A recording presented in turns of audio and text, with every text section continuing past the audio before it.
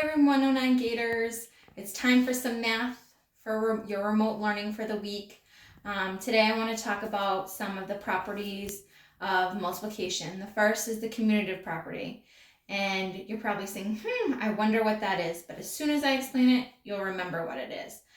The commutative property says that the factors, remember factors are the numbers that are used when multiplying. They're the two numbers we multiply, two or more numbers, and that they can be multiplied in any order and we'll get the same result, the same product. Remember, the product is the answer. So, for example, you could have 3 times 5 equals 15 and 5 times 3 equals 15. These factors can be swapped around and I still get the same product. Same thing over here, these factors, 4 times 6 and 6 times 4, the product will always equal 24. It doesn't matter what order the factors are in.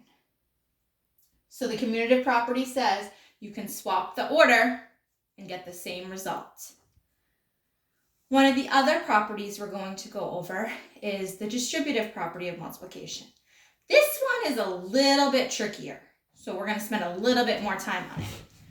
The distributive property of multiplication says that if you have a big number like 7 times 6 and you're not sure of your 7's facts, you can break apart that 7 into 2 smaller multiplication facts to help you get the answer. So I'm going to show you one that I've already done, and then we're going to do a couple together. So right now, we have 7 times 6 equals. When I break apart that 7, I'm breaking it apart into a 5 and a 2. That's why there's arrows here. It's showing the 5 and the 2, because 5 plus 2 equals 7. I can only break up one factor. Right here, you'll notice the 6 stays the same. So when I get 5 times 6, I know the 5's facts are a little bit easier. If I don't remember, I can always skip count by 5s. 5 times 6 is 30. And the 2's facts are doubling facts. 2 times 6, when 6 is doubled, is 12. Then I take the product of the 5 times 6 and the product of 2 times 6. I have 30 plus 12, and I get 42. So 7 times 6 is 42. We're going to do a couple together, okay?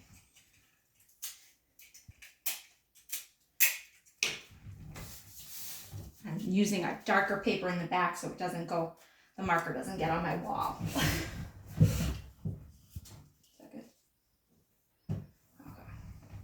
I'm going to use different color markers too. So for our first one, we are going to do 8 times 3.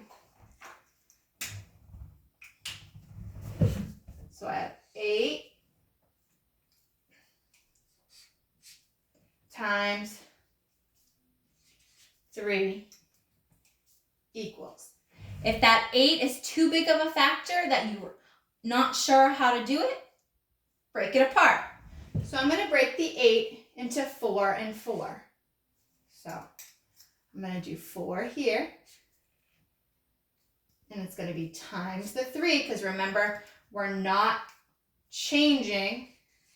This one should have been in purple. We're not changing that factor. We can only change one. And then we're going to add together. And it'll be 4 again. Times 3. Close our parentheses.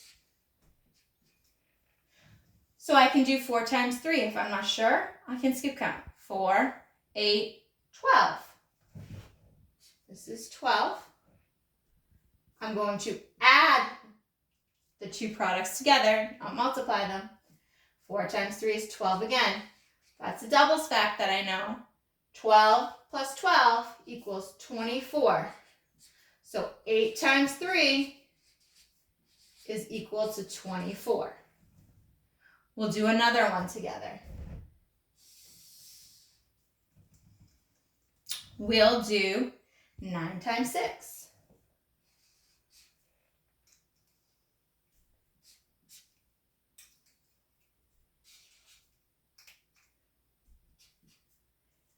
Nines might be a hard factor for you to know, so we can break that apart. I'm going to break it down into 6 and 3.